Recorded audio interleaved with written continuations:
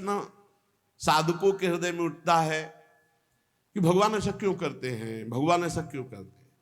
भैया एक कंकड़ उठाओ और शीशे पे ऐसे मारो, पूरा ढेर हो जाएगा। और गोली मारने पर भी ढेर नहीं होता। वही शीशा है जिसको गरम ठंडा करते करते बुलेट प्रूफ बना दिया। नहीं बना दिया, गोली मारो तो नहीं लगता, शीशा ही तो होता है। तो भगवान अपने भक्त को बुलेट प्रूफ बनाते हैं। ये काम क्रोध लोभ मोह मद मत्सर कुछ ना बिगाड़ पावे।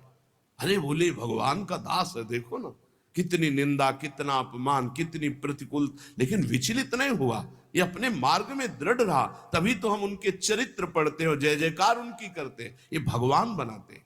अभी हम बहुत कमजोर शीशे की तरह हमारा दिल है। चुप रहो, समर्पित हो गए हो। अब अनुकूलता प्रतिकूलता, अनुकूलता प्रतिकूलता, विपत्ति तिरस्कार मान सम्मान सब देते रहेंगे। कभी ठंडा कभी गर्म, कभी ठंडा कभी, इतना मजबूत कर दिया कि आप द्वंद्व विमुक्ता सुख दुख संगई। न किसी भी द्वंद्व का कोई प्रभाव नहीं। द्वंद्व विमुक्ता, निर्द्वंद स्थिति, निर्द्वंद स्थिति, कोई प्रभाव नहीं। दुख सुख का, मान अपमान का, लाभान। अभी देखो क्या स्थिति है।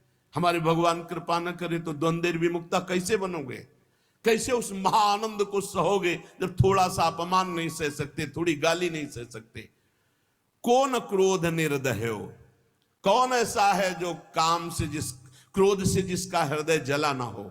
वही जहां नाम जब चल रहा है, जो भगवान के आश्रित है।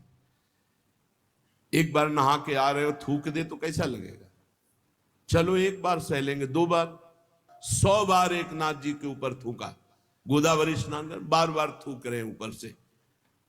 एक बार देखा भी नहीं, 100 बार नहा के आए, एक बार भी क्रोध नहीं आया। वो उतर के आया, साष्टांग प्रणाम किया, क्षमा करो मुझसे गलती हुई। नहीं भैया, बड़ी कृपा हुई आपसे, गलती कहां हुई। एक दिन स्नान एक बार करने आता हूं, आपने एक दिन में 100 बार स्नान करवाया, ये आपकी कृपा से हुआ।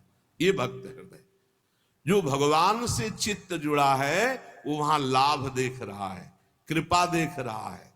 वहां दोष दर्शन नहीं करा कि मैं स्नान करके आ रहा हूं, ये ऊपर से खड़ा बालकनी से बार बार थूक रहा है हमारे ऊपर। ये विचार आ जाए कि मेरे भगवान मेरे पर कितनी कृपा कर रहे हैं कि हर बार मुझे एक रोज में एक बार, और यहां एक रोज में 100 बार गंगा स्नान।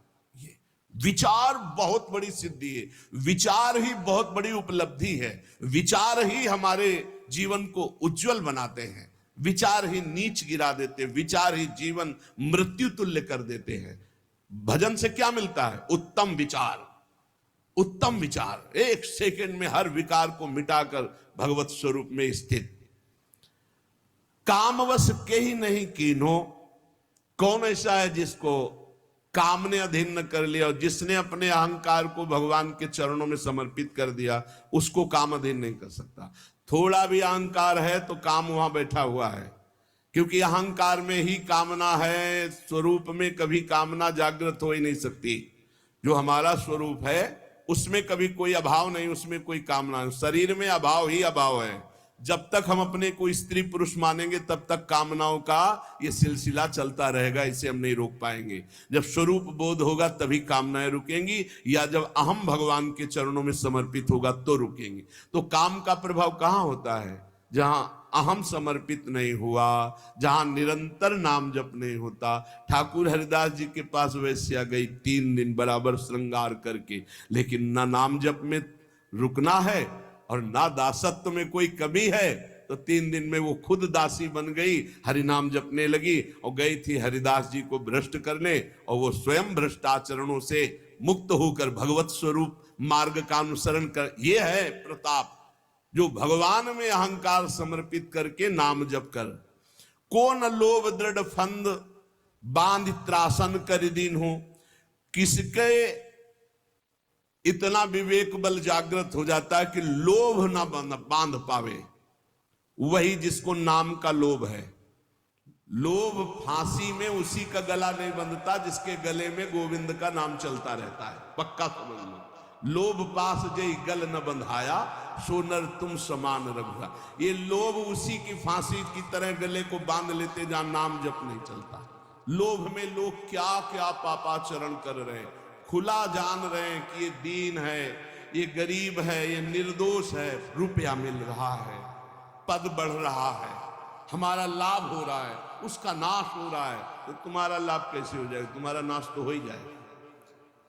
अपने सुख के लिए लोभ से युक्त होकर के दूसरों को दुख देने वाला त्रिभुवन में कोई हो, कभी भी कहीं भी वो सुख का अनुभव नहीं कर सकता। पक्का समझ लो, चाहे वो शास्त्राबाहु अर्जुन जैसा महाबली क्यों न हो, जिसे भगवान दत्तात्रेय जी का आशीर्वाद प्राप्त था, सिद्धियां चरणों में लौटती थी, काट के फेंक दिया भगवान ने ही अवतार लेकर परशुराम रूप में। जो दूसरों को दुख देता है, अपने लोभ के लिए दूसरों को कष्ट देता है, दंड देता है, वो कहीं भी बैठा हो, ऐसा बुरा नाश होगा उसका कि कहीं संभलने का कोई भी चांस नहीं मिलेगा।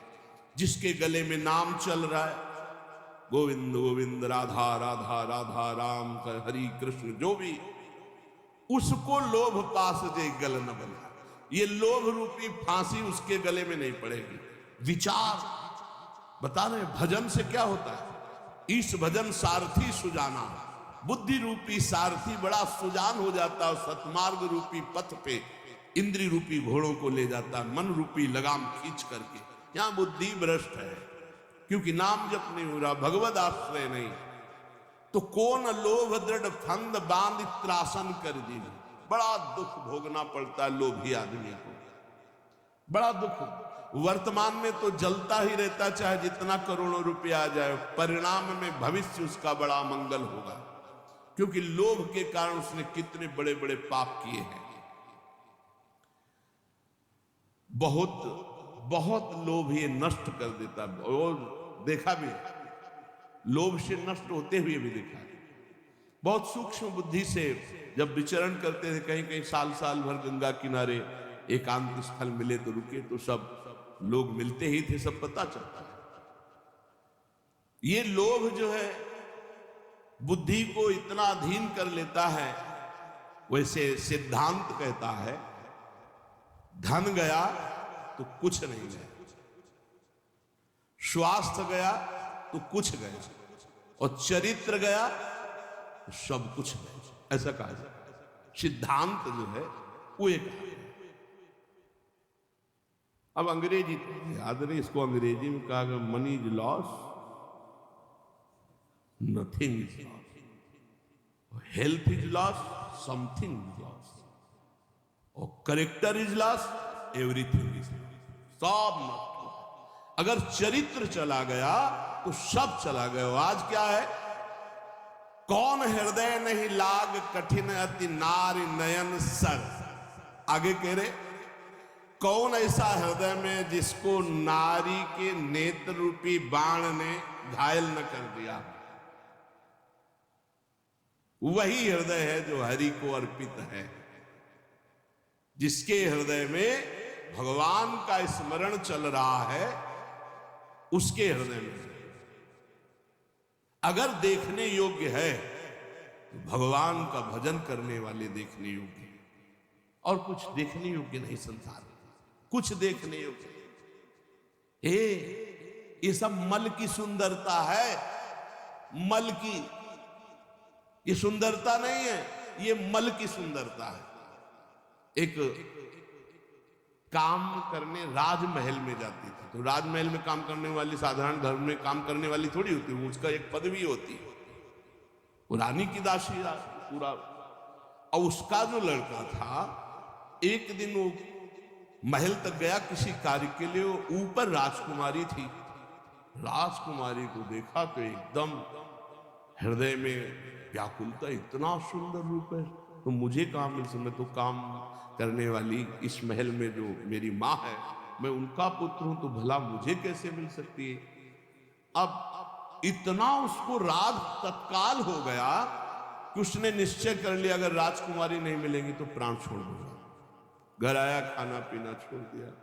एक दो दिन माँ ने पूछा क्या बात है, उसने कहा स्वास्थ्य ठीक नहीं। 2-4 दिन हो गए, पूछा क्या बात है, स्वास्थ्य ठीक नहीं। तो राजा से प्रार्थना की, राजवैद्य आया, उसने नाड़ी पकड़ के देखा, बोले कोई शरीर में दोष नहीं, कोई रोग नहीं इसमें, इसका मानसिक कोई रोग हो तो हम नहीं कह सकते, शरीर में कोई रोग नहीं। तब एक दिन कहा, बेटा तू मेरा अकेला बेटा है, बता ना। बोली, माँ तुम्हारी सामर्थ्य के बाहर की बात है, जो मेरे मन में बात बैठ गई वो मृत्यु ही होगी और दूसरा कोई उपाय नहीं। बोले, एक बार तो बता के देख, अगर कोई उपाय हो तो मैं कर सकती हूँ। बोले, क्या कर सकती हूँ? जिस घर में काम करती हूँ महाराज की राजकुमारी को मैंने देखा, मेरा चित्त आ गया, मैं जी नहीं सकता उसके बिना, क्या आप ब्याह करा सकती हूँ? अब ये बोलने की भी सामर्थ्य नहीं, तुरंत मृत्यु दंड दे दिया जाएगा। एक काम करने वाली राजा की पुत्री से ब्याह की बात अपने पुत्र के लिए कर सके, इतनी हिम्मत की बात नहीं। सीधे राजकुमारी के पास चरण पकड़ के बैठी, बोली, आप बेटी जानती हो, जीवन हो गया तुम्हारे घर में पोछा लगाते, मैं कुछ मांग नहीं रही हूं, तुमसे उपाय पूछ रही हूं। तुम्हारी सुंदरता को देखकर हमारे पुत्र के हृदय में ऐसी बात आ गई, ये मैं जानती हूं कभी संभव नहीं हो सकता, तुम्हारे योग्य भी नहीं हो, मैं चाहूंगी भी नहीं कि ऐसा तुम करो। कहां तुम राजकुमारी, कहां मैं काम करने वाली तुम्हारे घर में, कोई उपाय है? उनका बहुत पक्का उपाय है, वो सत्संगी थी। उसने कहा,